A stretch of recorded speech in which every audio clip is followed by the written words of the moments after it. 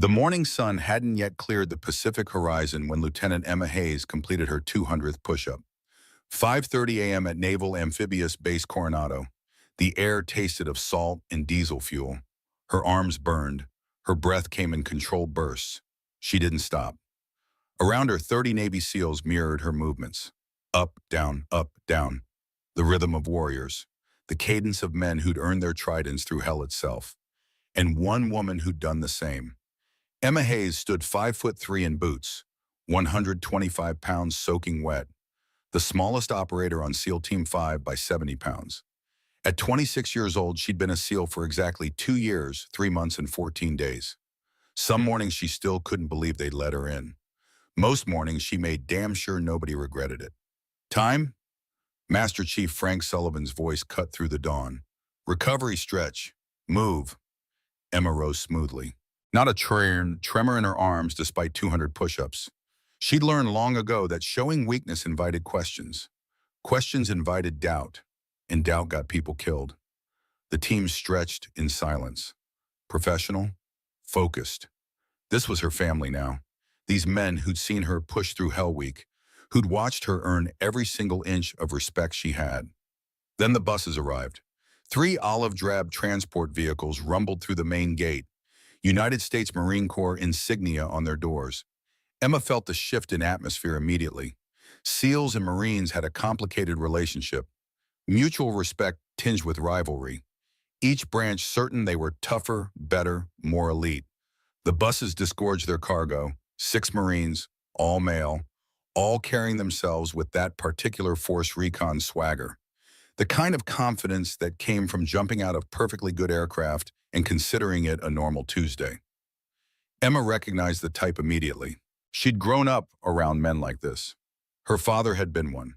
The lead Marine stepped forward, 6'2", maybe 195, shoulders like a linebacker, jaw cut from granite, Staff Sergeant stripes on his sleeve.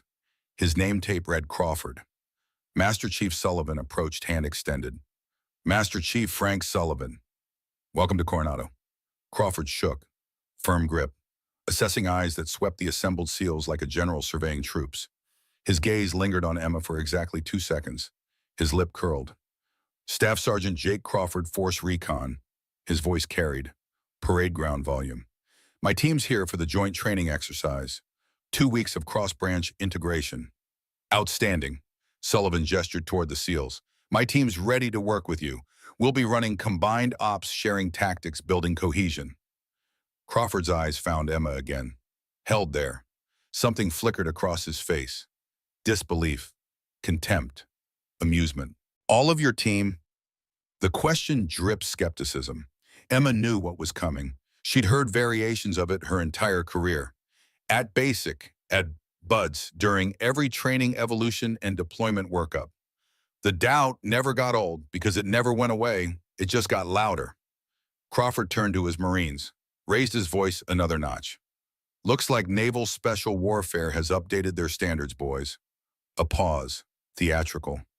Wonder if they updated their coffee-making requirements too. Laughter from the Marines, uncertain silence from the SEALs. Emma felt 30 pairs of eyes slide toward her. She didn't move, didn't react. Just maintained her position of attention, gaze fixed on the middle distance, a technique her father had taught her at 12 years old. When they try to get under your skin, baby girl, you become stone, you become water, you become air, anything but what they expect. Crawford walked closer, boots crunching on gravel. He stopped 3 feet from Emma, close enough to invade personal space, far enough to maintain plausible deniability. What's your rate, sailor? Not lieutenant, not mayapanishim, just the deliberate disrespect of ignoring her rank entirely. Emma met his eyes, level, calm. Lieutenant Emma Hayes, SEAL Team 5. SEAL. He dragged the word out, turned it into something obscene. And how long you been playing SEAL Lieutenant? 2 years, Staff Sergeant. 2 whole years. Crawford whistled low, shook his head. Boys, we got ourselves a seasoned veteran here. 2 years. He turned back to her, smiled, the kind of smile that wasn't friendly at all. Tell me, Lieutenant, they make buds easier for you, lower that obstacle wall maybe, Let you skip the cold water evolution. Emma's jaw tightened, the only visible reaction she allowed herself. Same course, same standards, same hell week. Sure, Crawford's smile widened. I believe that. I really do. He raised his voice again, addressing the entire formation now. I'm sure the Navy gave you the exact same standards as the men. Exact same. No political pressure, no diversity quotas, no senators making phone calls. He leaned in, close enough that only Emma and the nearest SEALs could hear his next words. Try not to cry, princess. It's only 2 weeks. The words hit like a physical blow. Emma's hands curled into fists at her sides. Every muscle in her body screamed to move to respond to wipe that smug expression off his face. But she was stone. She was water. She was air. I, Staff Sergeant. Flat, emotionless, giving him nothing. Crawford held her gaze another 3 seconds. Then he turned, dismissing her entirely, and addressed Master Chief Sullivan. My Marines are ready to train, Master Chief, assuming we're actually here to train and not to babysit. Sullivan's face had gone carefully blank. The kind of blank that came from 32 years of military service and learning when to fight your battles. We're here to train, Staff Sergeant. Let's get your team squared away. The formation broke, Marines moving toward their assigned barracks. SEALs dispersing for pre-breakfast personal time. Emma held her position until everyone else had moved. Then she walked, not toward the barracks, toward the beach. She needed to run. The next 12 days unfolded like a masterclass in psychological warfare. Crawford and his Marines integrated into every training evolution. Every briefing, every meal, and at every opportunity, the comments came. Day 2, small arms range. Emma was firing rifle qualifications. 40 rounds at 300 yards. Iron sights. Wind gusting at 15 knots from the northwest. She called her shots, controlled her breathing, squeezed the trigger between heartbeats like her father had taught her before she could write in cursive. 40 rounds. 40 hits. Dead center mass. Perfect score. Crawford watched from the observation booth. His voice carried through the open window. Must be nice having adjustable targets. Bet they set hers 10 yards closer. Laughter from his Marines. Emma ejected her magazine, cleared her weapon, said nothing. Day 5. Combat water survival training. Full gear, 50-pound ruck. Weapons, 2-mile ocean swim in 62-degree water. The cold didn't bother Emma. She'd grown up swimming in these waters. Had learned to love the Pacific's icy embrace during Hell Week. The cold was familiar, almost comforting. She finished the swim 8 minutes ahead of the next fastest time. Emerged from the surf, breathing hard but controlled. No shivering, no hypothermia symptoms. Crawford was waiting on the beach. Lucky current today. Probably had it easier being so small. Less body mass to drag. Emma wrung water from her hair. Aye, Staff Sergeant. Day 8. Close quarters battle drills in the kill house. Live fire exercises with real ammunition. The most dangerous training the SEALs conducted. Where one mistake, one lapse in discipline meant someone went home in a box. Emma's team breached 6 rooms, engaged 42 targets, 0 civilian casualties, 0 friendly fire incidents. Completion time, 93 seconds. Textbook perfect. Crawford reviewed the video footage, shook his head. Anybody can shoot paper. Combat's different. When real bullets come back, we'll see who freezes. His corporal, a man named Mitchell with Taekwondo black belt patches on his gym bag, nodded agreement. Women aren't wired for violence, it's biology. When it gets real, instinct takes over. Emma was cleaning her weapon 15 feet away. She heard every word, said nothing. Day 11, hand-to-hand combat refresher training. The gym packed with operators from both services. Crash mats covering the floor. The smell of sweat and determination thickened the air. The SEAL instructor, a grizzled chief petty officer who'd taught combatives for 20 years, called for demonstration volunteers. I need 2 people, one experienced grappler, one striker. We're going to show integrated technique. Before Emma could process what was happening, Crawford's voice boomed across the gym. I volunteer Lieutenant Hayes. The gym went quiet. Emma turned. Crawford was smiling. That same not friendly smile from day one. Come on, Lieutenant. Show us what female SEAL standards really mean. I'm curious. The instructor frowned. Staff Sergeant, I don't think... No disrespect, Chief, but we're supposed to be training together, right? Cross-branch integration? Let's integrate. Crawford gestured to his team. Corporal Mitchell here has a Taekwondo black belt. 3rd degree. He'll be gentle. Mitchell stepped forward. 5'9", maybe 170, lean and flexible. His grin matched Crawford's. I'll go easy, ma'am. Wouldn't want you getting hurt. Emma looked at the instructor. The chief's expression said he knew exactly what was happening here. Political theater, a setup designed to humiliate. He gave her a barely perceptible nod. Your call. Emma stepped onto the mat. No ceremony, no warming up, just movement. Okay, the instructor said slowly. We'll do a light demonstration. 20% speed, just showing technique. Nah, Crawford's voice again. Let's make it real. Full speed, full contact. Let's see what a SEAL can actually do. The gym had gone completely silent now. 60 operators watching, waiting. This was about more than training.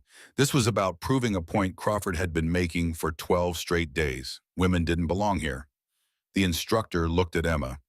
Lieutenant, you comfortable with that? Emma faced Mitchell, analyzed his stance, weight distribution, the slight forward lean of a kicker, the loose shoulders of someone confident in their striking. Her father's voice whispered through her memory. Every opponent tells you how to beat them, baby girl. You just have to listen. Yes, Chief, full contact is fine. Mitchell's grin widened. He bounced on the balls of his feet. Loose, relaxed, already planning his spinning kick highlight reel. The instructor sighed. All right.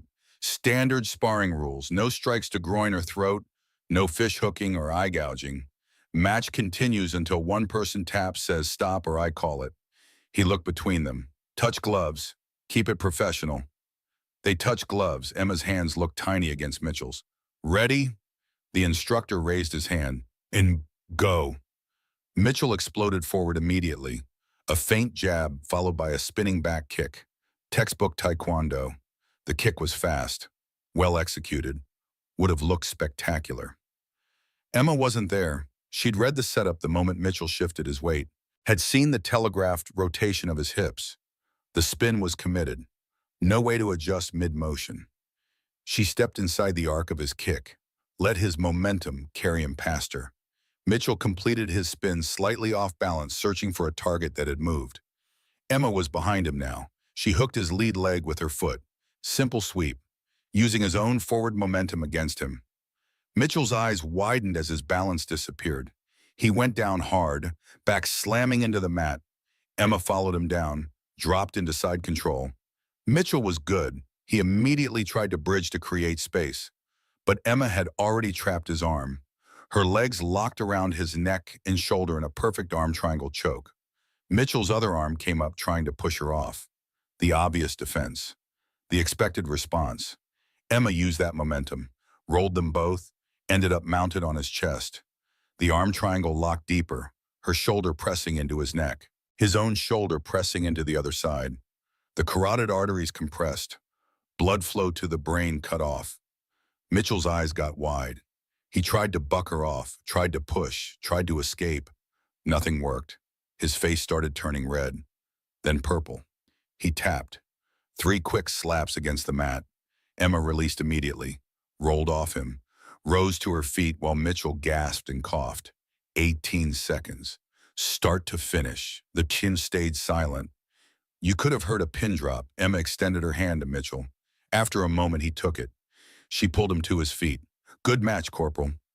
Mitchell rubbed his throat, stared at her. Something like respect flickered in his eyes.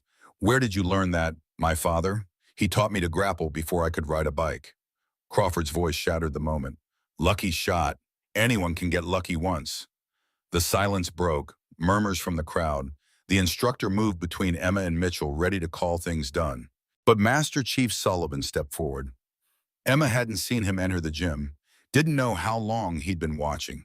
Sullivan's weathered face was carved from stone.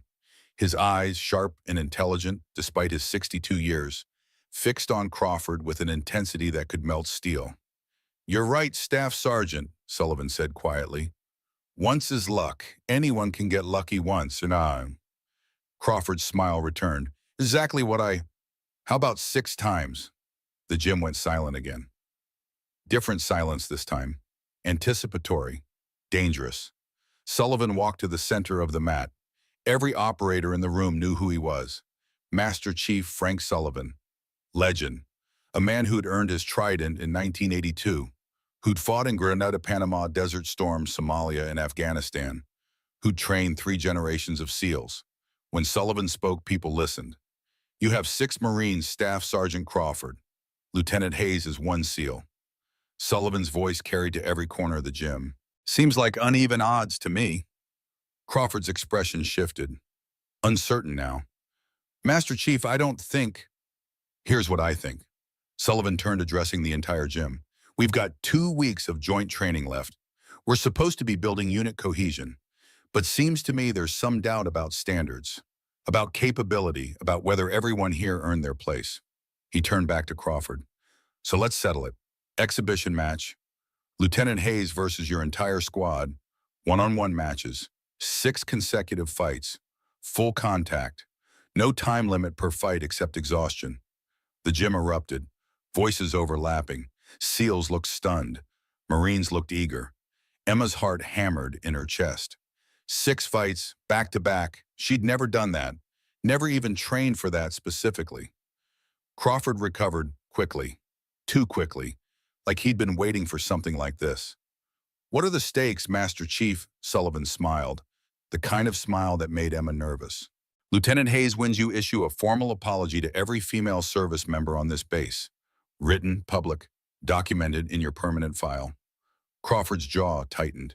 "And if she loses, she requests a transfer, off SEAL Team 5, and out of Naval Special Warfare entirely." Emma's blood went cold. Her career, everything she'd worked for since she was 13 years old, on the line. She wanted to speak, to object, to say something. But the commander's voice cut through the chaos. "Master Chief Sullivan," Captain Richard Morrison, base commander, former SEAL himself, pushed through the crowd. His expression was unreadable. "That's a significant proposition." "Yes, sir." Morrison looked at Emma, really looked at her, measuring, assessing. "Lieutenant Hayes, do you accept these terms?" Every eye in the gym turned to Emma. Crawford smiling, Mitchell still rubbing his throat, the SEALs uncertain, the Marines eager, and Master Chief Sullivan, her father's best friend. The man who'd helped raise her after her dad died, who'd trained her, pushed her, never doubted her. Sullivan's eyes said, "I believe in you. I always have." Emma straightened to attention. "Yes, sir. I accept." Morrison nodded slowly. "Very well. 1 week to prepare. Next Saturday, 2000 hours. This gymnasium, mandatory attendance, base-wide." He looked at Crawford. "Staff Sergeant, you agree to these terms?" Crawford glanced at his Marines. All 6 nodded. Eager, confident. This would be over in 30 minutes, maybe less. "We agree, sir." "Then it's settled." Morrison's gaze swept the room. 1 week. Make it count. The gym cleared slowly, Marines joking and laughing, planning their victory. SEALs quieter, worried, supportive but uncertain.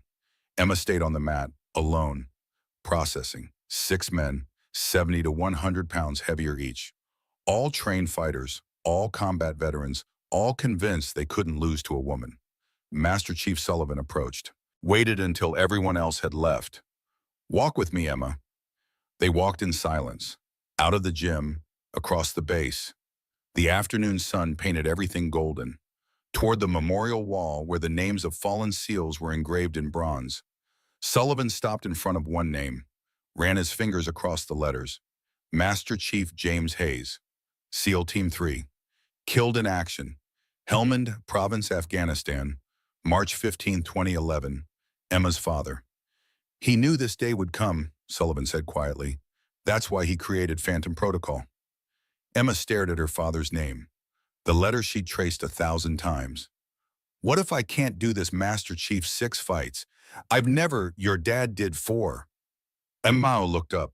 "What?" Sullivan's eyes were distant, remembering. Mogadishu, October 1993. We were with Task Force Ranger, Black Hawk Down. Your dad and I got separated from the main force. Ended up trapped in a building with two Army Rangers. He paused, collecting the memory. Four Somali militia fighters came through the door. Your dad's weapon had jammed. Mine was dry. The Rangers were reloading. What did he do? He fought them hand to hand, all four, one after another. Took him 11 minutes. He was covered in blood by the end. 3 broken ribs, dislocated shoulder, concussion. Sullivan's voice dropped, but he saved 4 lives that day, including mine. Emma felt tears threatening. Push them back. I'm not him. No, you're better. Sullivan turned to face her. Your dad was a great operator, but he was strong, fast-trained in the basics. He designed an entire system specifically for you, based on your simmerbise, your speed, your flexibility, everything you could become. He reached into his pocket, pulled out a worn notebook. Brown leather, water-stained. The pages yellowed. He started writing this when you were born, kept adding to it as you grew. Every technique, every principle, every lesson he wanted to teach you. Sullivan pressed the notebook into her hands. He called it Phantom Protocol, said you'd be like a ghost. They're 1 second gone the next. Impossible to pin down. Impossible to predict. Emma opened the notebook with trembling fingers. Her father's handwriting. Neat, precise. The script of an engineer and warrior. Page 1 for Emma, my ghost, my warrior. When you're big enough to read this, I'll be teaching you in person. If you're reading this without me, it means Sullivan kept his promise. He'll train you. Trust him. But remember, size is never a disadvantage. It's only a disadvantage if you let them think it is. The words blurred. Emma blinked hard. 1 week, Sullivan said. We train 18 hours a day. I teach you everything your father wanted you to know. Everything I learned in 32 years. Everything that'll help you survive Saturday night. Emma closed the notebook, clutched it to her chest. What if it's not enough? Sullivan smiled, sad, proud. Then you go out like a haze, fighting until the end. But Emma, he gripped her shoulder. It'll be enough. Your father made sure of that. The week that followed redefined Emma's understanding of exhaustion. 04:30, every morning, Sullivan waiting outside her barracks room with coffee and a grim expression that said today will be worse than yesterday. He was right. Day 1 saw conditioning, not normal conditioning, not SEAL conditioning, something beyond that. 5-minute grappling rounds against rotating opponents. Fresh SEALs cycling in every round. Emma had 30 seconds between rounds to catch her breath, drink water, reset. 10 rounds, 50 minutes of continuous combat. Emma's lungs burned. Her muscles screamed. Her brain fogged from oxygen debt. Again, Sullivan barked. You're fighting 6 men, back to back, 2-minute rest between each. You need to learn to fight exhausted. 10 more rounds. Emma made it through 7 before she vomited. Sullivan handed her water, waited exactly 60 seconds. Again. Day 2, technical work. Sullivan opened her father's notebook to page 15. Small joints break before large muscles tear. Target fingers, wrists, elbows, knees. Quick, devastating, move on.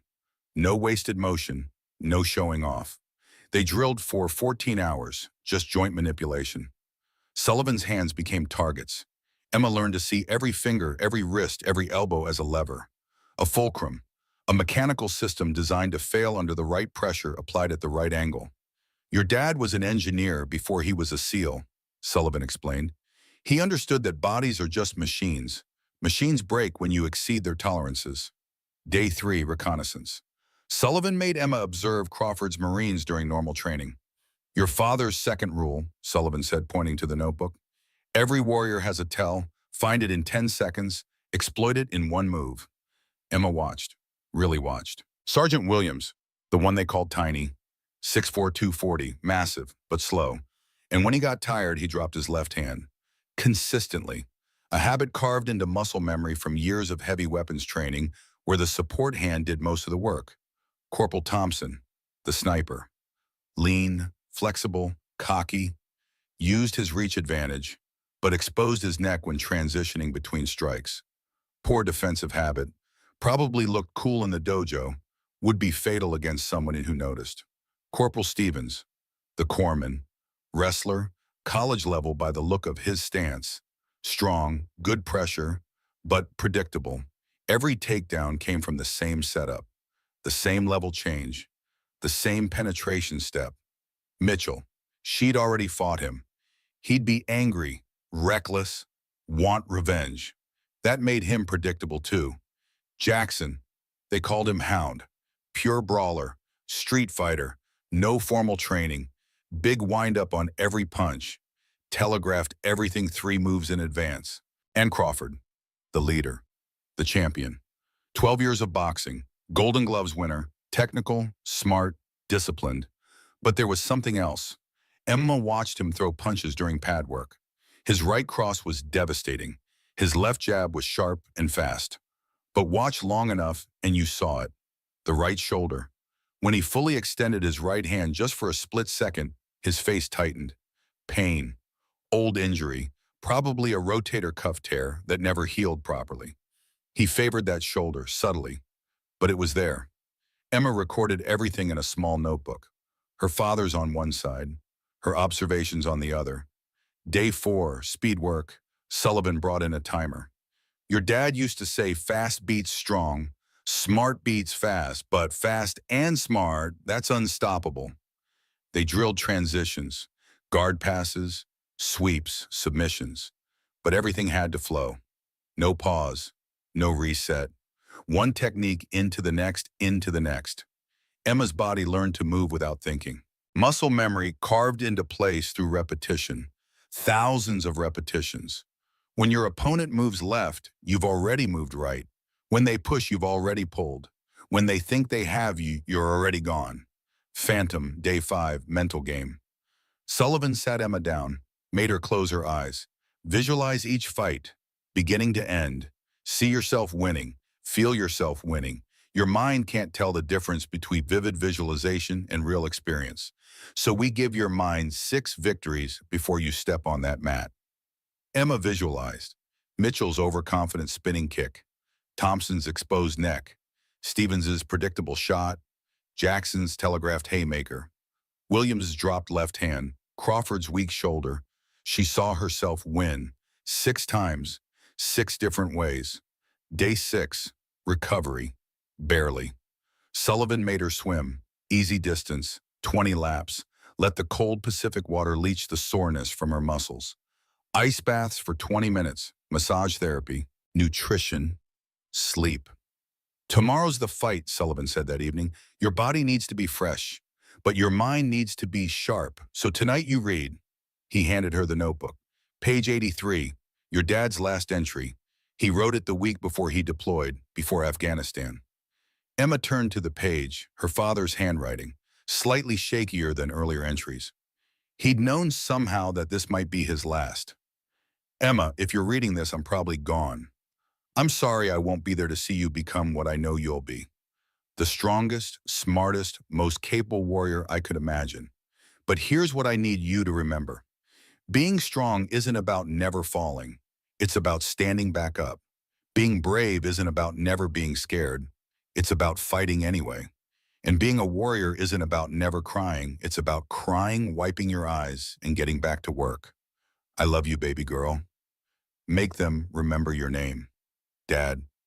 Emma read the words 3 times, then closed the notebook, hugged it to her chest. Tomorrow 6 Marines would try to break her. Tomorrow she'd show them what a haze really was. Saturday arrived with cruel cheerfulness. Bright sunshine, 72 degrees, light breeze from the ocean. Perfect Southern California weather. Emma's stomach felt like lead. 1,800 hours. 2 hours before the fight. She sat alone in her room. Father's notebook open on her lap. Trident pin on the desk. The worn black belt her father had earned in Krav Maga hanging on the wall. A knock on her door. Come in. Master Chief Sullivan entered, carrying a small bag. His face was serious, professional, but Emma saw the warmth in his eyes. How you feeling? Terrified. Good. Your daddy was terrified before every mission. Said fear kept you sharp, made you careful. Only idiots weren't scared. Emma managed a small smile. He used to tell me that. Sullivan sat, pulled something from the black cloth, worn and faded. Your dad wanted you to have this, made me promise years ago, said to give it to you when you faced your biggest challenge. He unfolded the cloth. It was a belt. Black belt, Krav Maga. The edges frayed from years of use. The black faded to gray in places. This was his. He earned it in 1990, wore it for 15 years. Every training session, every deployment. Said it carried his spirit, his technique, everything he'd learned. Sullivan held it out. Time to pass it on. Emma took the belt with trembling fingers. The material was soft, worn. She could almost feel her father's hands on it, his sweat, his determination, his love. Thank you, Master Chief. Don't thank me yet. You still have to fight. Sullivan stood. 2,000 hours. Don't be late. And Emma? Your dad used to say one more thing before missions. What? Pain is just weakness leaving the body. You're about to lose a lot of weakness tonight. 2,000 hours. The gymnasium was packed. Every SEAL on base, every Marine, support personnel, officers, enlisted. Maybe 400 people jammed into a space meant for 200. In the center, a regulation boxing ring. Ropes, canvas, proper lighting. The base commander had made this official. Sanctioned, legal. Emma entered through the side door. She wore standard PT gear. Black shorts, gray navy t-shirt. No jewelry, no distractions.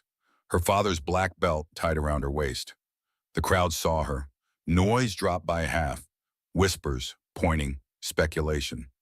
Master Chief Sullivan waited in her corner. He'd assembled a proper team. 2 SEALs to work her corner. Water, towels, medical supplies if needed. Emma climbed through the ropes. The canvas felt solid under her feet. Real. This was happening. Across the ring, Crawford and his Marines were laughing, loose, confident. Mitchell shadowboxing, Thompson stretching, Stevens and Jackson bumping fists. Williams, tiny, cracking his massive knuckles.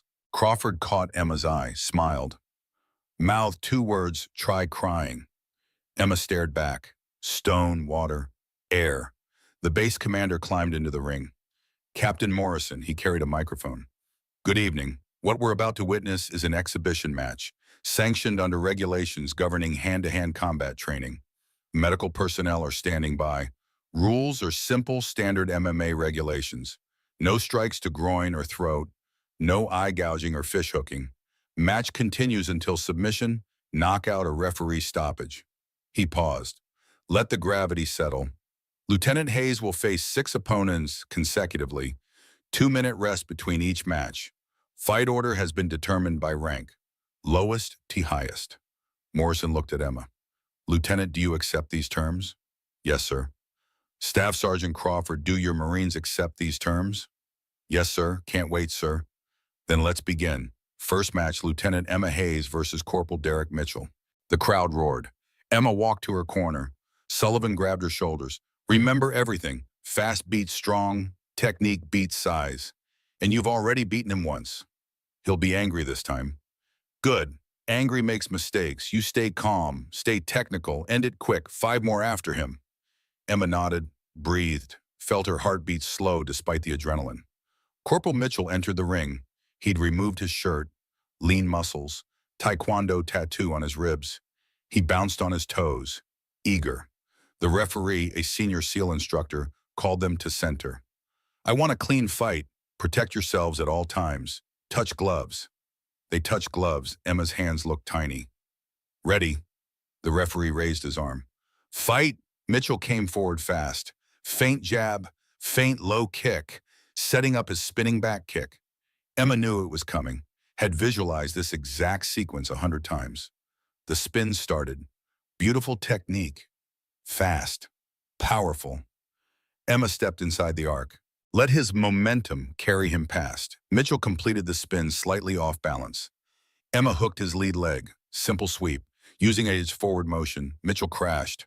Hard. Emma dropped into side control. Mitchell bridged immediately, trying to create space. But Emma had already trapped his near arm, her legs wrapped around his neck and shoulder. Arm triangle choke. exactly like their first match. But tighter this time. Faster. No hesitation. Mitchell's eyes widened, his free hand pushed against her shoulder, trying to create space. Emma used that push, rolled them, ended up mounted on his chest. The choke locked deeper. Mitchell's face turned red, purple. He tapped, 3 quick slaps against the canvas. Emma released, stood. Mitchell gasped and coughed. The crowd erupted. 15 seconds. First fight done, 5 more to go. Mitchell left the ring holding his throat. His teammates helped him to a bench. Emma watched him go. 1 down, 5 to go. Her breathing was controlled, heart rate already dropping back to normal. Master Chief Sullivan handed her water. Drink, small sips. 2 minutes goes fast. Emma drank. The water was cold. Perfect. She glanced at the crowd. 400 faces. Some stunned, some excited. The SEALs were cheering. The Marines quieter now, less certain. Crawford stood with his remaining fighters. His expression had shifted. Not quite worried yet, but the easy confidence had cracked. The referee called time. 2 minutes rest complete. Next match, Lieutenant Hayes versus Lance Corporal David Jackson. Jackson entered the ring. They called him Hound for good reason. 6'1", 200 pounds of muscle and bad intentions. Tattoos covering both arms. Broken nose that had healed crooked. Street fighter written all over him. He didn't bounce or showboat like Mitchell, just walked to center ring with a predator's focus. "Ain't nothing personal, ma'am," he said as they touched gloves. "Just doing my job." "I understand, Corporal." The referee stepped back. "Fight," Jackson charged immediately. No technique, no setup, just raw aggression. A wild right hook aimed at Emma's head. The kind of punch that would end the fight if it landed. Emma had watched him train all week, knew this was coming. Every punch Jackson threw started the same way. Big windup, telegraphed from 3 moves away, powerful but predictable. She stepped inside the arc of his swing, let his fist pass over her shoulder close enough to feel the wind. Jackson's momentum carried him forward. Off balance, committed. Emma moved with him, used his own force. Classic judo hip throw. Her hip became a fulcrum. His body mass became leverage. Physics and timing instead of strength. Jackson went airborne. His eyes widened in surprise. Then he hit the canvas. Hard. 200 pounds of Marine slamming into mat from 4 feet up. The impact drove the air from his lungs. Emma heard the wheeze. But Jackson was tough. Started to push up immediately, trying to get back to his feet, back to his comfortable striking range. Emma didn't let him. Dropped onto his back as he rose to hands and knees, wrapped her legs around his waist, arms snaking around his throat before he could defend. Rear naked choke, one arm across the throat, the other hand gripping her own bicep. Jackson's neck trapped in the V, the carotid arteries compressed, blood flow to brain cutting off. Jackson's hands came up, grabbed her forearm, tried to pull it away. He was strong, much stronger than Emma. His grip felt like iron. But strength didn't matter here. The choke was locked.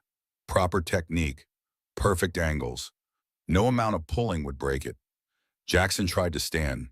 Emma's legs locked tighter around his waist. He managed to get 1 foot under him, then the other. Actually stood up with Emma on his back like a backpack. The crowd gasped. Jackson stumbled forward, trying to ram Emma into the corner post, trying to crush her, trying anything. Emma squeezed tighter, felt his pulse hammering against her forearm, fast at first, then slower. His steps became unsteady. "Tap, Corporal," she whispered. "It's over." Jackson shook his head, stubborn, proud, refusing to submit to a woman even as consciousness slipped away. His legs wobbled, buckled. They went down together. Emma held the choke, held it tight, professional, controlled, knowing exactly how much pressure, how long to maintain it. Jackson's arms went slack. His body went limp. The referee rushed in, checked his eyes, waved frantically. "Stop, stop, he's out."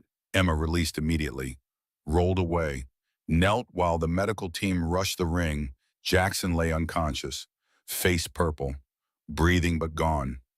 The crowd had gone silent. This wasn't sport anymore.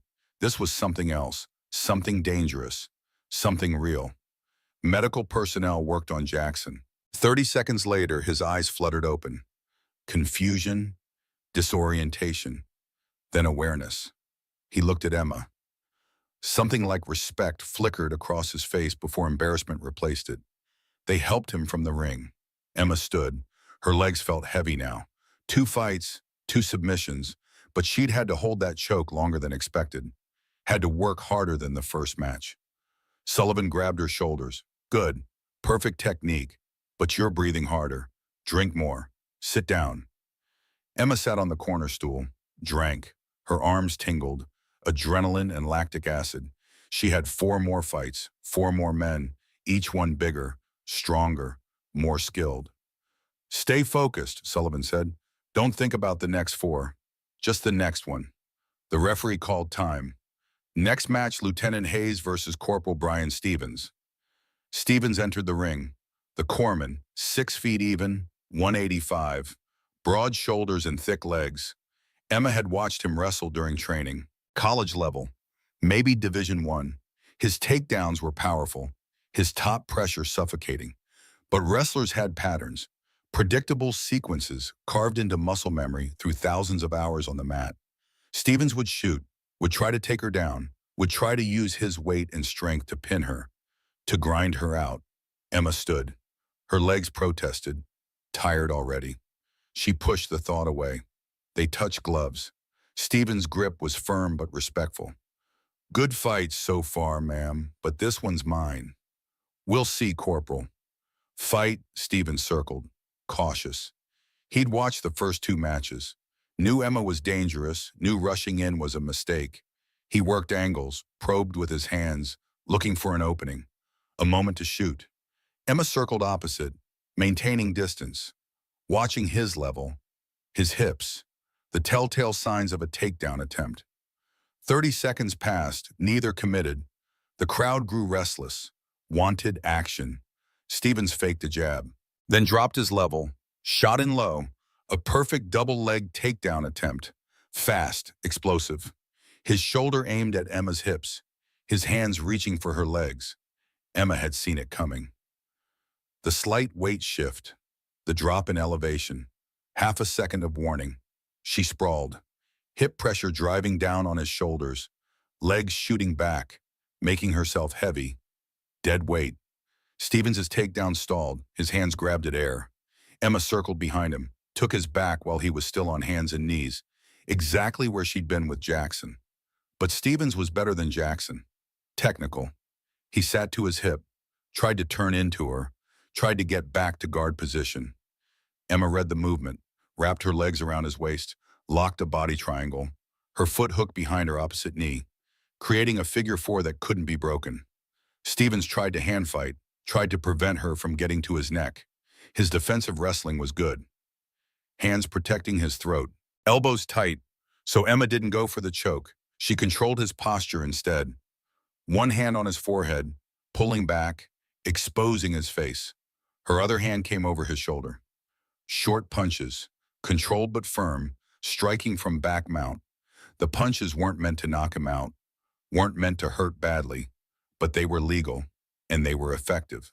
1, 2, 3, 4, accurate strikes to the side of his head, his temple, his jaw. Stevens tried to defend, tried to cover up, but doing so exposed his neck. Emma felt the moment, the opening. Her arms snaked in, but Stevens pulled his chin down. Good defense. More strikes. 5, 6, 7.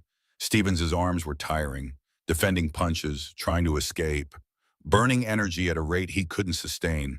The referee watched closely, looking for signs, for safety, for the moment when defense became just survival. Emma's strikes kept coming. Rhythm, pressure, relentless. Stevens' guard dropped. Just a fraction, just enough. The referee stepped in. Stop, TKO. 2 minutes and 8 seconds. Stevens was conscious, unhurt except for his pride and a ringing in his ears. But he'd been unable to defend, unable to improve position. The referee's job was to protect fighters. He'd done it. Stevens looked frustrated, angry at himself. He'd known better, should have defended better, should have turned faster. Emma helped him up. Good match, Corporal. Your wrestling is solid. Not solid enough. Stevens shook his head, left the ring, Emma's corner, Sullivan with the water, with the towel. 3 down, halfway. How you feeling? Tired. No point lying. Good, embrace it. They're tired watching. You're tired doing, but you're winning. Keep winning. Emma sat, her shoulders burned, her legs felt like concrete. 3 fights, maybe 8 minutes of actual combat, but 8 minutes of maximum output, of technique, of control, of violence. She'd never done this before. Never fought 3 trained opponents back to back. Her preparation had included the concept, the training. But training wasn't reality. Reality was sitting here breathing hard, knowing 3 more men waited to hurt her. She thought about her father, about Mogadishu. 4 fighters, 11 minutes, 3 broken ribs, dislocated shoulder, concussion. He'd done it for 11 minutes. She could do it for maybe 15 total, maybe 20. She had to. The referee called time. Next match, Lieutenant Hayes versus Corporal Ryan Thompson. Thompson entered carefully. The sniper, 5'11", 180, lean and flexible, Muay Thai trained. Emma had watched him the most during Recon Week. He was technical, smart, the best pure striker in Crawford's squad. This would be a real fight, not a mismatch, not an easy submission. Thompson was close to her weight, his training was legitimate, and he'd watched 3 teammates lose. He knew what Emma could do. They met at center ring. Touched gloves. Thompson's expression was serious, focused. Respect, ma'am, but I'm not going out like they did. I understand. Fight, Thompson started orthodox, traditional Muay Thai stance. Hands high, elbows tight, weight distributed evenly. He didn't rush, didn't showboat, just moved. Professional. Emma circled, stayed in her stance, hands protecting her head, watching his eyes, his shoulders, his hips. Thompson threw a low kick. Testing, Emma checked it. Shin to shin. The impact echoed through the gym. Another low kick. Another check. Thompson was working, building rhythm, setting patterns, making Emma react to his strikes so she wouldn't see the real attack. 40 seconds of careful exchange. Low kicks. Yeet. Teeps. Both fighters technical, both measuring distance. The crowd leaned forward. This looked like an actual fight between trained martial artists. Thompson threw an elbow. Fast. Well disguised. Emma slipped it. Barely. Felt the wind.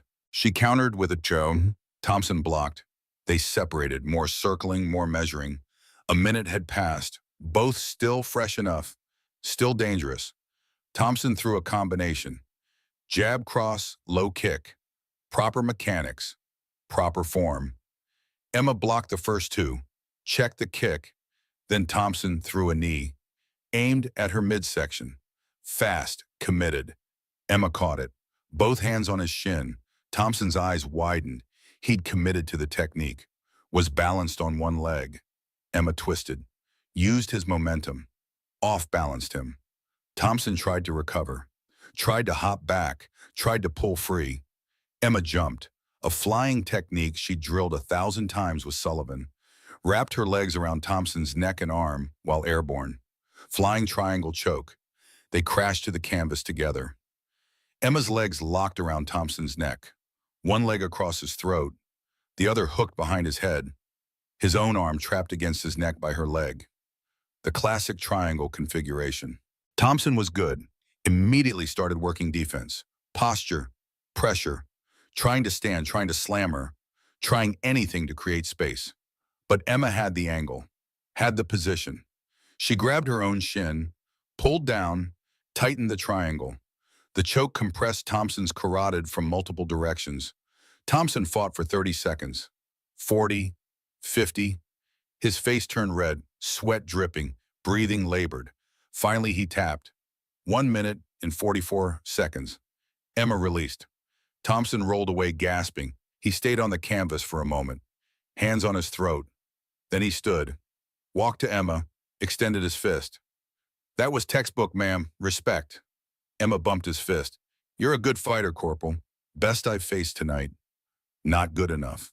But he smiled, slight, genuine, left the ring with his dignity intact. The crowd was roaring now, seals on their feet, even some Marines applauding. Emma had beaten 4 men, 4 trained combat Marines back to back, and made it look inevitable. But Emma knew the truth. She was exhausted. Her arms shook. Her legs felt distant, disconnected. 4 fights in maybe 14 minutes. Her body was approaching its limit. Sullivan knew it too. 2 left, the biggest and the best. This is where champions are made, Emma. This is where hazes don't quit. Emma nodded, couldn't speak. Just drank water. Breathed. Tried to recover in 2 minutes what her body needed 2 hours to restore. Across the ring, the 2 remaining Marines were talking. Sergeant Williams, the giant, and Staff Sergeant Crawford, the champion. Williams looked nervous. He'd just watched 4 teammates lose, all bigger than Emma, all trained fighters, all confident, all beaten. Crawford's expression was unreadable. Stone. He was measuring, calculating, adjusting his assessment. The referee called time. Next match, Lieutenant Hayes versus Sergeant Tyler Williams. Williams stood, 6'4", 240. The biggest man Emma would face tonight. The biggest she'd ever fought. Period. 115 pounds heavier than her. 13 inches taller. Reached like a gorilla. He climbed through the ropes. The ring shook slightly under his weight. Emma stood. Her legs barely cooperated. She locked her knees, willed herself upright. They met at center. Williams looked down at her, looked apologetic. "Ma'am, I don't want to hurt you." "Then don't, Sergeant. Just fight." They touched gloves. Williams' hands were enormous, made Emma's look like a child's. "Fight!" Williams stalked forward slowly. Careful. He'd learned from watching. Knew rushing was death. His reach advantage was massive. He could control the center. Control the distance. Make Emma come to him. Emma circled. Her footwork felt sluggish. 4 fights of lactic acid accumulation, of micro-trauma, of exhaustion eating at her speed. Williams threw a jab, long, snapping. Emma pulled back. The fist passed an inch from her face. Another jab. She slipped. Williams was testing range, establishing control. 30 seconds. Williams had barely moved, just worked his jab. Patient, smart, using his size exactly right. Emma needed to get inside, needed to close distance. But she was tired. Williams was fresh. He could keep her at range forever. Pick her apart from distance. Wait for her to make a mistake. 45 seconds. Williams threw another jab. Emma slipped outside. Tried to close. Williams circled away. Maintained distance. 1 minute. The crowd was getting restless. This was slower, more technical, less exciting than the previous fights. But Emma was thinking, watching. Williams was big, was strong, but he was slow. And when he got tired, when his arms got heavy from holding them up, he dropped his left hand. She'd seen it during training. The habit was there. She just had to make him tired. Emma pressed forward, more aggressive, forced Williams to work. To jab more, to move more, to keep his hands up. Williams obliged. Through combinations, nothing fancy, just basic boxing, but effective when you had an 80-inch reach. 1 minute 30. Williams was breathing harder. His arms had been up for 90 seconds. Holding up 240 pounds of muscle required energy, required oxygen. Emma watched his left hand, still up, still protecting his jaw, still disciplined. 1 minute 45. Williams threw a right cross, big, powerful. Emma ducked under, felt it pass over her head. And there it was, just for a second. Williams's left hand dropped, 6 inches, maybe 8, recovering from the big right hand. The habit asserting itself through fatigue. Emma moved, didn't think, just reacted, years of training taking over. She stepped inside Williams' guard, got past his reach, jumped, a flying armbar, one of the most spectacular techniques in submission grappling, one of the most difficult to execute. Emma's body horizontal in midair, her legs wrapping around Williams' extended right arm, all her weight falling backward. Williams' eyes went wide. He tried to pull back, but his arm was trapped. Emma's legs locked around it, her hips pressed against his elbow joint. They crashed to the canvas. Emma's momentum and body weight pulled Williams forward. He fell to his knees, His arm hyperextended. The elbow joint bent the wrong way. The pop was audible. Williams screamed, tapped frantically with his free hand, slapping the canvas over and over. Emma released instantly, rolled away. Williams clutched his elbow, his face twisted in pain. Medical team rushing the ring. 2 minutes, 17 seconds. David beats Goliath. Physics beats strength. The crowd had erupted. The noise was deafening. Emma couldn't hear herself think. Couldn't hear anything except the ringing in her ears and her own heartbeat. Sullivan pulled her to the corner, sat her down, shoved water in her hands. Drink. Breathe. You've got 2 minutes and one more fight. Emma drank. Her hands were shaking. Adrenaline, exhaustion, emotion. 5 men, 5 victories, 15 minutes of combat. Every technique her father had taught her. Every principle he'd written. Every drill she'd run with Sullivan. It had worked, all of it. Phantom Protocol had worked. But she had one fight left. The hardest fight. Against the best fighter. Staff Sergeant Jake Crawford. 6'2", 195. Golden Gloves boxer. 12 years of competition experience. Undefeated in military tournaments. And he was fresh, hadn't fought yet. Had spent the last 20 minutes watching, learning, adjusting his game plan. Emma looked across the ring. Crawford was doing arm circles, loosening up. His face was focused. All the arrogance gone, replaced by professional assessment. He'd underestimated her. All of them had, but Crawford was smart enough to learn from mistakes. He wouldn't rush, wouldn't be predictable, wouldn't give her the easy openings the others had provided. This would be a war. The medical team helped Williams from the ring. His elbow would need x-rays, maybe surgery, but he'd recover.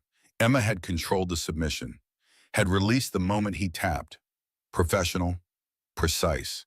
Williams looked at her as they passed, nodded, respect from one warrior to another. The referee checked with Emma. Lieutenant, you able to continue? Yes, sir. Last match, standard rules apply. This is for 3-minute rounds. You understand? Emma nodded. 3-minute rounds with 1 minute rest. If neither fighter finished, the other judges would score. But Emma knew Crawford wouldn't let it go to judges. Neither would she. The referee waved Crawford forward. Final match, Lieutenant Emma Hayes versus Staff Sergeant Jake Crawford. Touch gloves. Keep it clean. Crawford met Emma at center ring. Up close, he looked bigger. His reach advantage was significant. His shoulders were thick. His stance perfect. They touched gloves. Crawford's expression was neutral, professional. You've earned my respect tonight, Lieutenant, but this ends now. We'll see, Staff Sergeant. The referee stepped back, raised his hand. Fight, Crawford didn't rush, didn't charge, didn't make the mistakes his Marines had made. He started in a textbook boxing stance. Orthodox, left foot forward, hands protecting his head, weight balanced. He threw a jab, fast, snapping. Emma slipped it. Crawford threw another. She slipped that too. He was working, establishing rhythm, testing range, building combinations. This was technical boxing, not brawling, not wild swinging. This was skill versus skill. Emma circled, tried to stay outside, tried to conserve energy. Her body was screaming. 5 fights, 17 minutes, maybe 30 seconds of actual rest. Crawford pressed forward, threw a 1-2 combination. Jab cross. Emma blocked the jab. The cross glanced off her shoulder. Stung. Real power behind it. He threw a hook. Emma ducked, came up inside his guard, tried to clinch, tried to take him down. Crawford sprawled. Good wrestling defense for a boxer. He pushed her away, reset to striking range. 30 seconds. Crawford was controlling the pace, controlling the distance, making Emma react to him. Another combination. Jab, jab, cross hook. The last hook caught Emma on the ear. Her head snapped sideways. Stars burst across her vision. The crowd gasped. Crawford pressed. Smelled blood.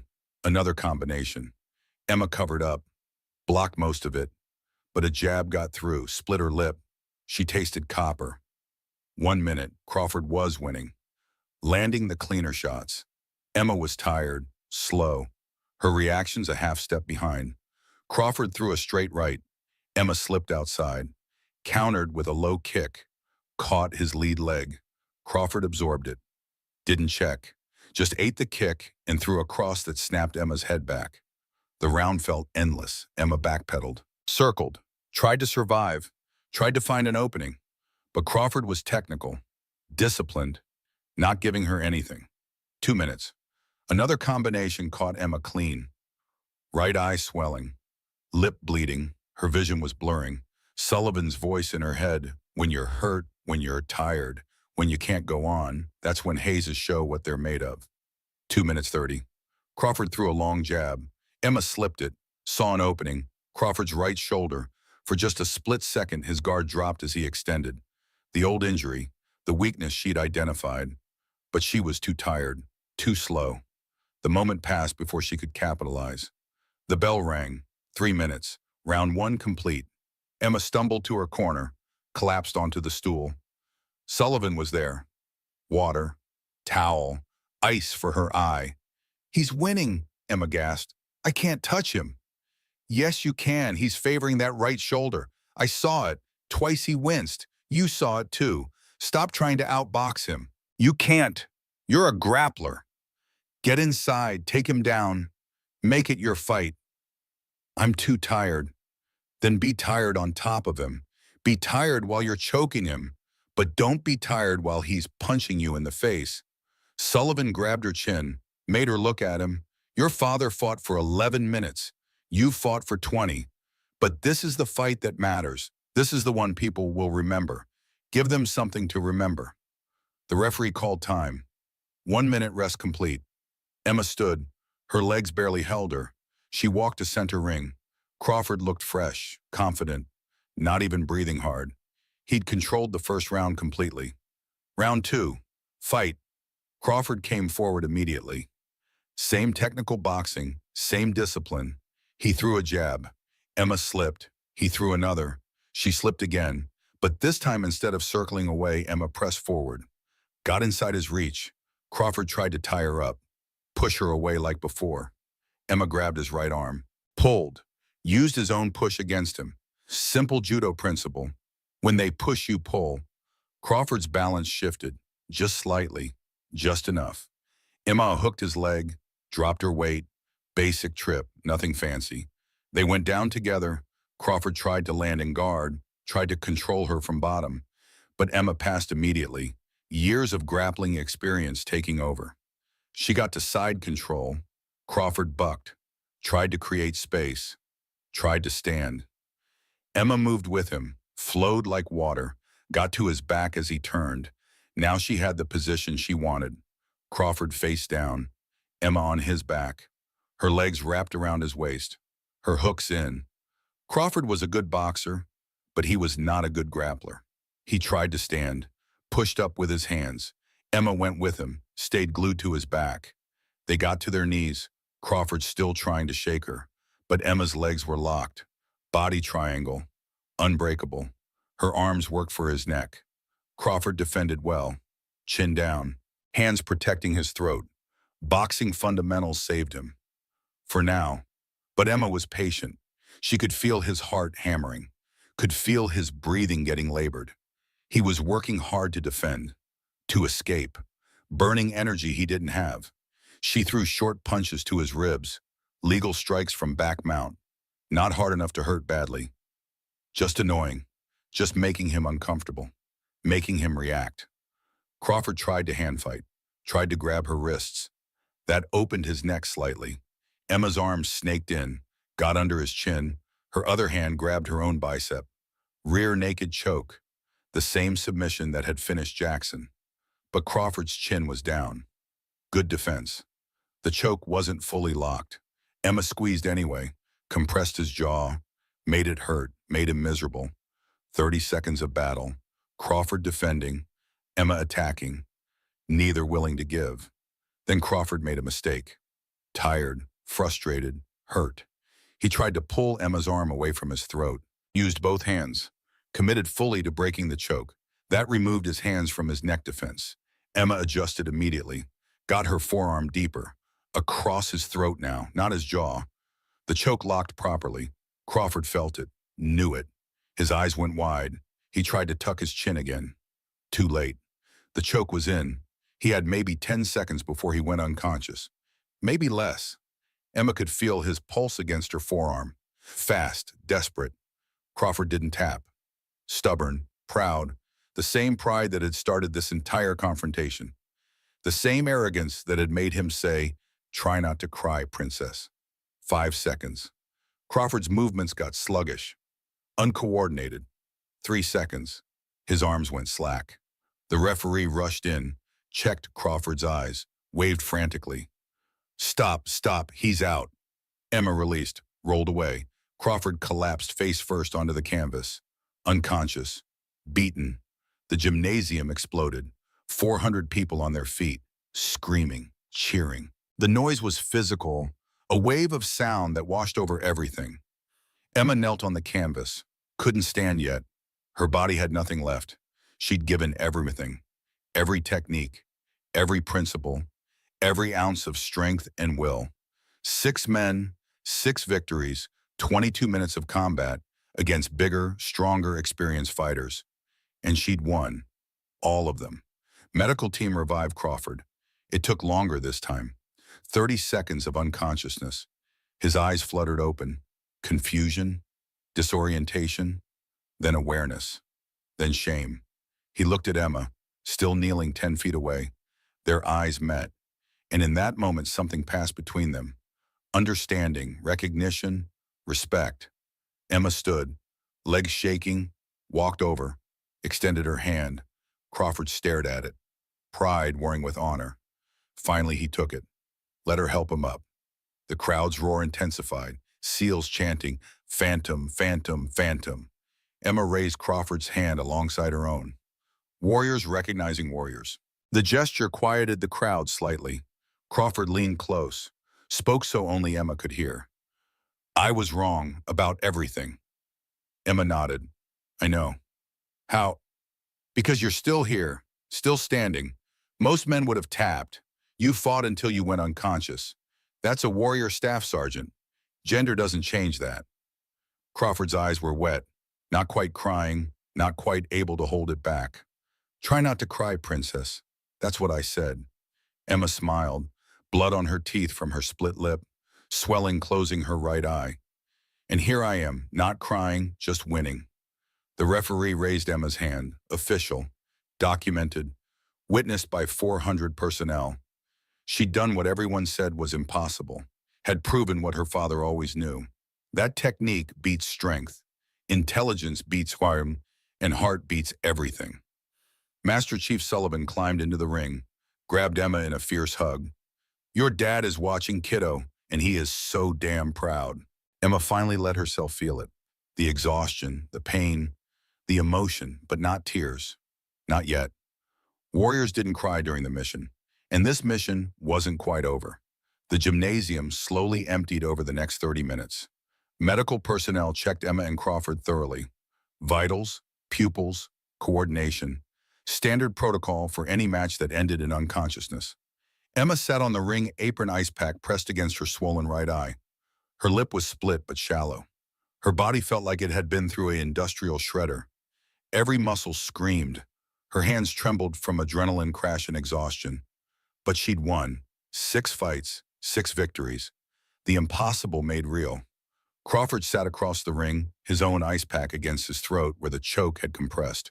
Emma could see the weight in his posture, the crushing realization of being wrong, of having his worldview shattered in front of 400 witnesses.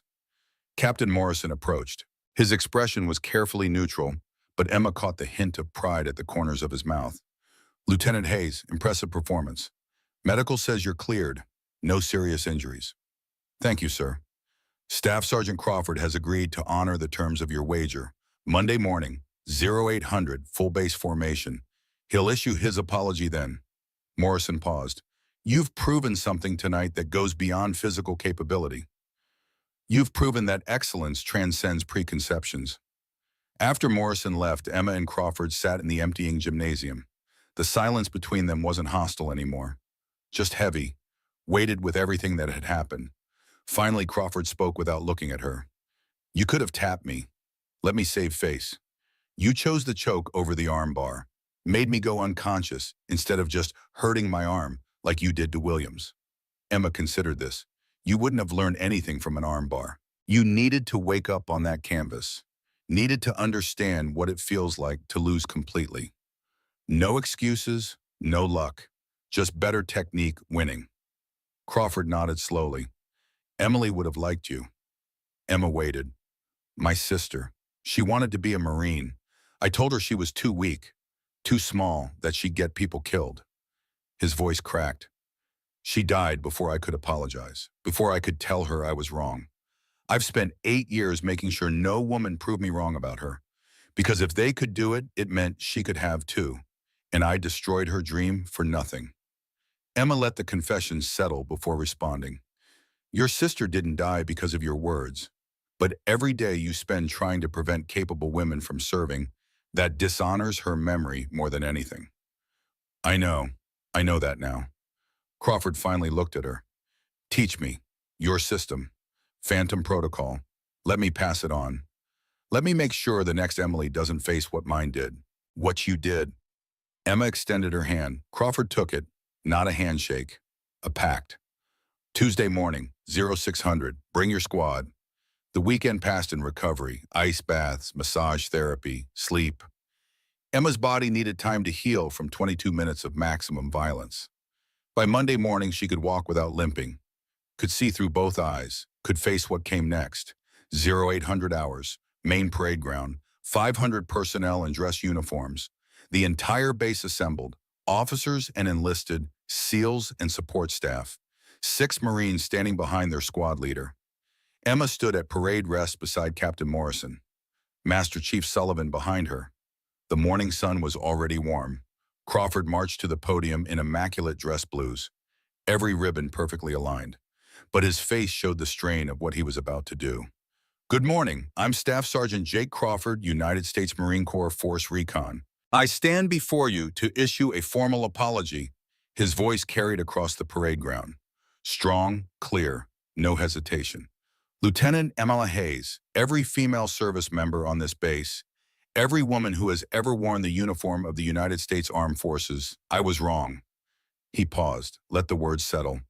I was completely, utterly, inexcusably wrong. I dismissed a fellow warrior based solely on gender. I allowed personal demons to become professional judgment. I said things designed to humiliate rather than evaluate. Crawford's hands trembled slightly. Saturday night, Lieutenant Hayes defeated my entire squad. 6 trained Marines, back to back, while exhausted. She did it with technique, discipline, and warrior spirit that humbles me. She proved that capability has nothing to do with gender and everything to do with dedication and skill. He turned faced Emma directly. Lieutenant Hayes, you are everything a warrior should be. I'm sorry for doubting you. I'm sorry for trying to break you. You have my deepest apology and my highest respect. Crawford saluted. Perfect. Crisp. Emma returned it. The applause started with the SEALs. Spread through the formation, even some Marines joined in. As the formation dispersed, Crawford approached Emma near the memorial wall. That wasn't easy, Emma said. No, but it was necessary. Crawford looked at the engraved names.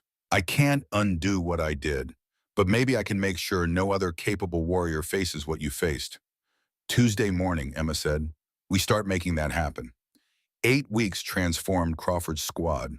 Emma taught them Phantom Protocol every morning, showed them how technique could overcome size disadvantages, how intelligence could defeat raw strength. Crawford became her best student. He approached training with obsessive focus, wanted to understand not just the techniques, but the principles, why they worked, how they worked. They became something unexpected. Friends. The kind forged through conflict and resolution, through respect earned in blood and sweat.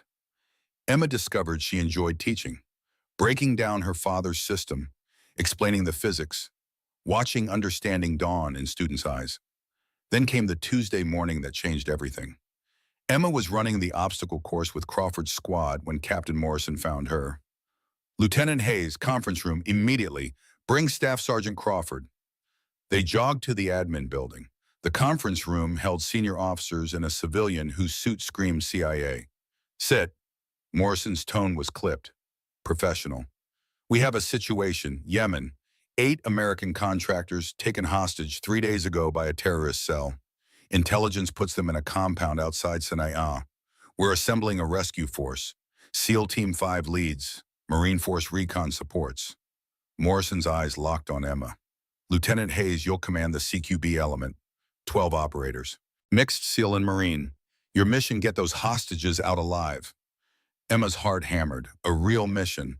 Lives depending on her decisions. Yes, sir. I accept. Staff Sergeant Crawford, your squad will be part of Lieutenant Hayes' element. Under her command.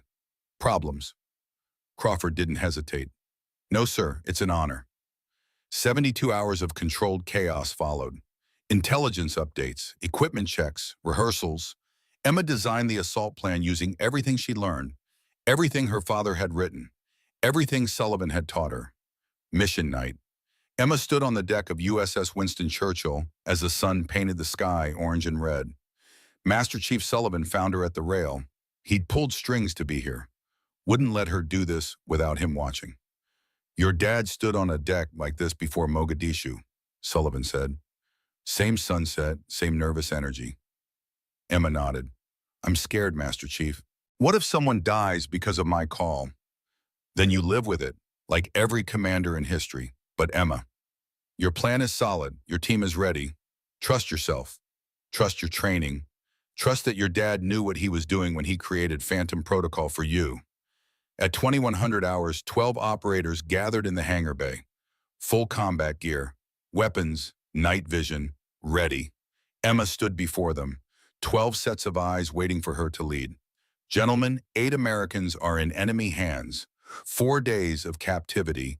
Every hour increases execution risk. Our job is simple. Get in, get them out, get everyone home alive. She activated the briefing screen. Satellite imagery. 3 buildings, hostages in the central structure, 2nd floor. Minimum 6 guards. We insert via RHIBs here, she pointed. 2-mile overland approach. Hit time 0300 when circadian rhythms are lowest, when guards are tired. Emma walked them through every phase, every contingency. Crawford asked sharp questions. The SEALs offered refinements. By the end, everyone knew their role.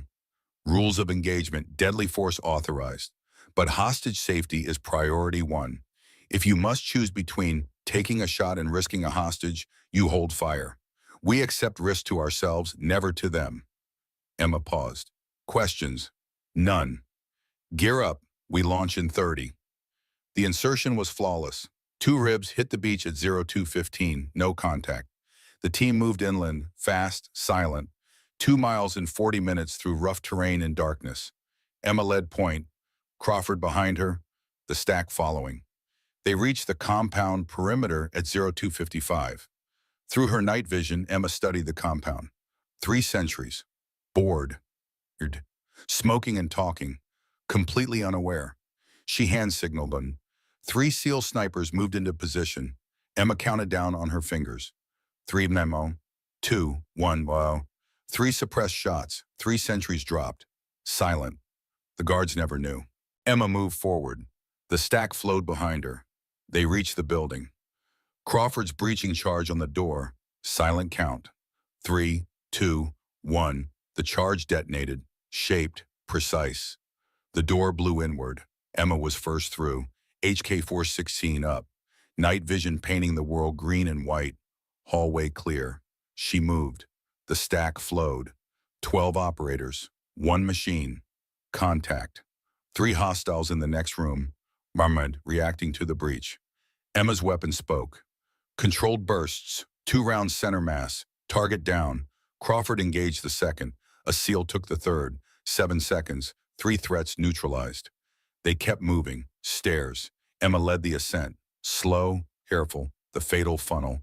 But necessary. Top of stairs. Another hallway. Arabic voices. Angry. Confused. They had maybe 60 seconds. She moved fast now. Cleared the hallway. Found the door. Locked. Crawford's shotgun breach. 1 shot to the lock. The door crashed open. 8 Americans inside. Bound, frightened, alive. Emma's team flooded in. Cutting zip ties, checking injuries, moving them toward exit, then gunfire from below. More hostiles. The compound was awake.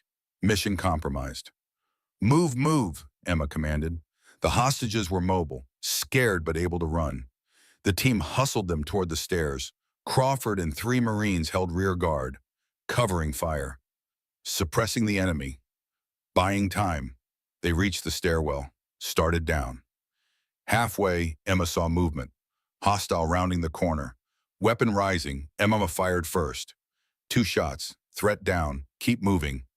Ground floor, front door 60 feet away. But the courtyard was lit up. Muzzle flashes everywhere. At least 15 hostiles. Going out front was suicide. Back door, Crawford find it. Crawford and his Marines peeled off. Emma and the SEALs held position. Methodical fire, making every round count. Back door located by Crawford's voice. Clear path to exfil. Move, Emma commanded. Fighting withdrawal. Hostages center. Operators perimeter. Toward Crawford's position. They burst out the back door into darkness beyond the compound lights. The night swallowed them. Emma's team was trained for this. The enemy wasn't. They ran 2 miles to the beach. The hostages struggled, out of shape, traumatized. But fear gave them speed. 1 mile out, the ambush hit. Muzzle flashes from a ridgeline. 15 hostiles, heavy weapons, PKM machine gun fire tearing up the ground. Emma's team went prone. Returned fire. But they were pinned. Couldn't advance with hostages in the open. Crawford saw it first. The flank. A depression in terrain that led around the ambush. Hayes were flanking, Crawford's voice. Suppress for 30, Roger. Emma went full auto. The SEALs followed. Maximum firepower, covering Crawford's movement. Crawford and 4 Marines moved like ghosts. Fast, low. They got behind the ambush. Emma saw the muzzle flashes shift.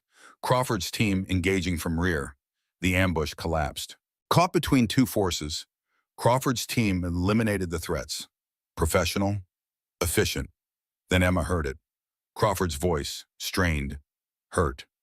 I'm hit, right leg, can't walk. Emma made the decision instantly. Team secure hostages, move them to exfil. I'm going back. Negative, Sullivan's voice in her ear from the ship.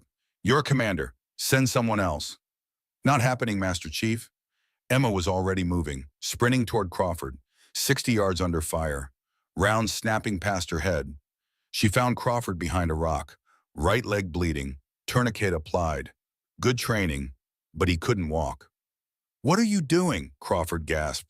You're supposed to. Shut up. Emma grabbed his vest, deadlifted him. Fireman's carry, 195 pounds of Marine on her 125-pound frame. Physics, leverage, technique. She ran, Crawford over her shoulder, legs burning, lungs screaming, incoming fire from multiple directions. Crawford returned fire from his awkward position, covering their retreat. 50 yards, 40, 30. Emma's vision narrowed, tunnel vision from exertion. She couldn't feel her legs, just kept moving. 1 foot, then the other. 20 yards, team laying covering fire, creating a safety corridor. 10 yards, Emma's legs gave out. She collapsed. Crawford rolled free. SEAL medics grabbed him, dragged him the last 10 yards to cover. Emma lay gasping, couldn't move. Sullivan's voice, air support inbound. 30 seconds, hold position. She keyed her radio. Copy, holding. F-18 Hornets screamed overhead. 30 Mike cannons shredded the hostile positions. The incoming fire stopped. Instantly. Permanently. Exfil helicopters landed on the beach. MH-60s. Emma helped load the hostages, counted heads. All 8 accounted. Then her team counted again. And 12 operators, all alive. Crawford was last, medics working his leg. He grabbed Emma's hand as they loaded him. You saved my life after everything I did. You're my Marine now, Staff Sergeant.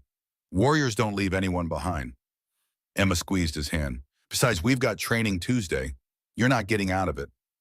Crawford laughed, then winced. Yes, ma'am. The helicopters lifted off. Yemen falling away. Mission success. 8 hostages rescued. 0 American KIA. 1 WIA. He'd recover. Emma sat against the bulkhead, closed her eyes, let exhaustion take her. She'd done it, led a real mission, saved lives, proven her father's system worked not just in training, but in actual combat where it mattered most. 6 months later, Lieutenant Commander Emma Hayes stood in a DevGru training facility at Dam Neck Annex, Virginia Beach. The promotion had come with the assignment. SEAL Team 6, the most elite unit in naval special warfare. The Yemen mission had made her career. The Navy recognized her leadership, her tactical acumen, her ability to unite diverse elements and make them work. Crawford had recovered fully. The Navy offered him a position as Marine liaison to DevGru. He'd accepted immediately. Now Emma taught advanced hand-to-hand combat. 32 students from every special operations branch, SEALs, Rangers, Marine Raiders, Air Force Pararescue. 30 men, 2 women, Crawford assisted. He'd mastered Phantom protocol during recovery, could teach it almost as well as Emma now. Today's lesson focused on size disadvantages. Emma called a volunteer. A massive Ranger stepped forward.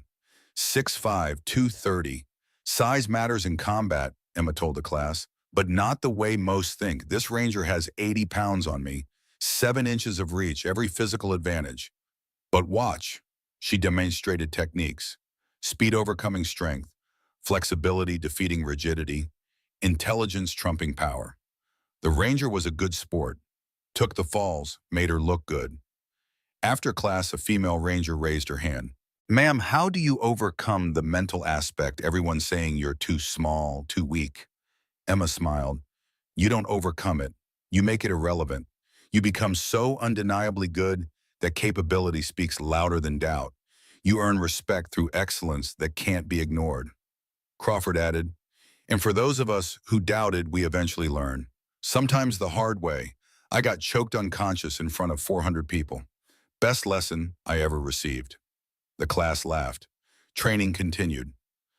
After students left, Crawford approached Emma. "Lieutenant Commander, your 1600 meeting is in 10. Emma checked her watch. Right, the meeting she'd been thinking about all week. "Thanks. Secure the gear." "Already done, ma'am." Emma changed into dress blues, walked across the DevGru compound toward the memorial garden. Black granite, engraved names, a place for remembering. Master Chief Sullivan waited there, retired from active duty but still in the area, consulting, teaching occasionally, being available for the operators he'd trained over 3 decades. He looked older, 63 now, more gray, more lines, but his eyes remained sharp. "Master Chief," Emma, not the professional greeting. The genuine warmth of family. "How's teaching?" "Good, really good. Breaking down Dad's system. Seeing it click for students. It feels right. Your dad would love the DWAM. He always said Phantom protocol should outlive him. Looks like it will." They stood in comfortable silence, looking at the names. So many names. Brothers lost, friends gone. The price of being the tip of the spear. Emma found her father's name. Touched the engraved letters. Master Chief James Hayes. The same ritual. The same connection across 13 years. "I got the call today," Emma said quietly. "Task Force Command, Afghanistan, high-value targets, 6 months minimum. You taking it?" "I don't know. Part of me wants to keep proving myself." Show Saturday night wasn't luck. Yemen wasn't a fluke. Sullivan was quiet. Then, "Your father told me something the night before he died, before the op where he didn't come back." Emma waited, couldn't speak. "He said being a warrior wasn't about the fighting, not about winning, not about proving. He said it was about crying for the brothers you lost, wiping your eyes and getting back to work. Because the mission continues, because someone has to stand on the wall." Sullivan's voice thickened. He said warriors cry because they're strong enough to feel everything and fight anyway. Strong enough to break and still stand. Emma felt tears coming, didn't fight them this time. They came hot and unstoppable.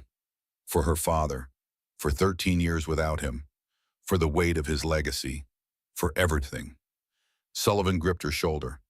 "You've been fighting so hard not to cry since you were 13. Since those officers came with that flag. You've been stone and water and air. Everything except human." Crawford told me, try not to cry, princess, that first day. Like crying made me weak. And what did you learn? That he was wrong. Crying doesn't make you weak. Not crying when you need to. That's weakness. Because you're not processing, not healing, not being honest about the kid bum. Sullivan nodded. Your dad cried after every mission where we lost someone. He'd go somewhere private, let it out, then wipe his face and get back to work. Best operator I ever served with. Strongest man I ever knew. And he cried. Crawford appeared at the garden entrance. He hesitated when he saw them. Emma waved him over. He approached slowly, respectful. Sorry to interrupt, ma'am. Just wanted to update you. The Afghanistan Task Force brief is postponed 48 hours. Command wants to review your input on team composition first. Emma looked at Sullivan, then Crawford, then her father's name. Tell them 72 hours. I need time to think. Crawford nodded, started to leave, stopped. Ma'am, you are what warriors should be. Your father would be beyond proud. After Crawford left, Emma turned to Sullivan. I'm taking the deployment, not to prove anything, but because it's the mission, because terrorists need stopping. Someone has to do it. Your dad would agree. But Master Chief, when I get back, I want leave. Real leave. Go home. Visit Mom. Stand at Dad's grave and tell him everything. Process this. Feel it. Let myself be human. Sullivan pulled her into a hug, the kind a father gives. That's the smartest thing you've said in years. Your dad would approve. They stood there, two warriors in a garden of names, remembering, honoring, preparing for what came next. Emma pulled back, wiped her eyes, straightened her uniform. Time to brief the team. What will you tell them? That the mission continues, that we have work to do, that there are people who need us, and that we're ready. Sullivan smiled. Your dad used to say one more thing before missions. What? Try not to cry, baby girl. But if you do cry, make sure it's after the mission. Tears come after the fight. Then you wipe your face and get back to work. Because that's what warriors do. Emma walked toward the briefing room. Crawford fell in beside her. Staff Sergeant, thanks for learning, for changing, for being willing to admit you were wrong. Thank you for showing me what right looks like, for saving my life in Yemen. I owe you everything. You don't owe me anything, but if you want to repay a debt, help me train the next generation. Make sure capability is the only standard that matters. Deal. They reached the briefing room. 12 operators waited, the team Emma would lead into Afghanistan. Into danger, warriors ready to follow because she'd proven herself. Not once, not twice, but over and over until doubt became impossible.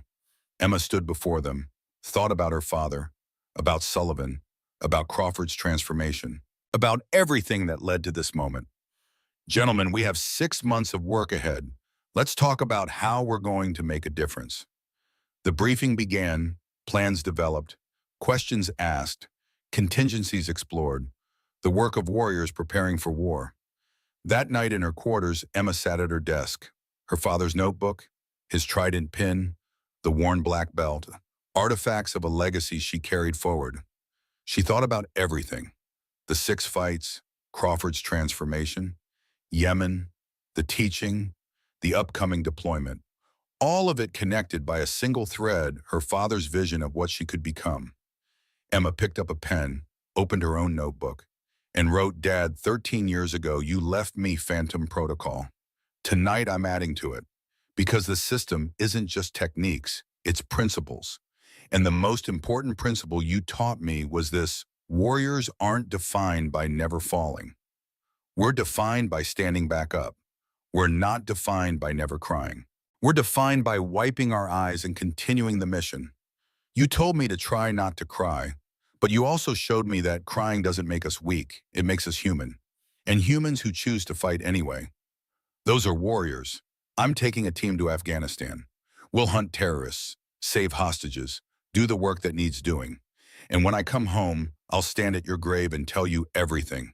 Until then, know this: you created something bigger than yourself. Phantom Protocol isn't just mine now, it's Crawford's. It's every student I teach.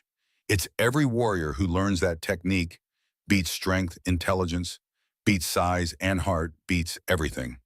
Thank you for preparing me, for believing in me, for creating a system that proves capability has no gender. I love you, I miss you, and I'll make you proud. Emma.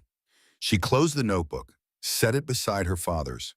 2 generations of warriors, 2 books of knowledge, both teaching the same lesson. True strength isn't about never breaking. It's about breaking and choosing to heal, choosing to stand, choosing to fight. 3 weeks later, Emma boarded a C-17 for Bagram.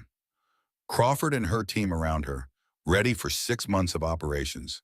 As the plane lifted off from Virginia Beach, Emma touched her father's dog tags, worn smooth from 13 years. A reminder of legacy, of standard, of love. A young ranger across from her noticed. "Those your dad's, ma'am." "Yes, he was a SEAL, killed in Afghanistan 2011. "I'm sorry." "Don't be. He died doing what he loved, protecting his team, serving his country." Emma smiled. "He taught me everything about being a warrior. The most important lesson that try not to cry isn't about being tough, it's about timing. Ma'am, warriors cry, we just choose when. We cry after the mission, after the work is done, after we've earned the right to feel everything we held back." Emma looked at her team. "Then we wipe our faces and prepare for the next mission, because the work is never done. The fight continues and someone has to stand on the wall." The ranger nodded, understanding. Emma closed her eyes. In 6 months, she'd come home, take that leave, visit her mother, stand at her father's grave, cry as much as she needed, process the weight of everything. But for now, she had a mission, had warriors depending on her, had enemies who needed stopping and hostages who needed saving. For now, she was Lieutenant Commander Emma Hayes, DevGru operator, phantom, warrior, her father's daughter. She'd learned the truth. Warriors do cry. They cry for the fallen. They cry for the pod. They cry because the work breaks pieces of you, and only the broken understand what it takes to keep going. They cry, they wipe their eyes. They get back to work. Not because they're told to try not to cry, but because they're warriors. And that's what warriors do.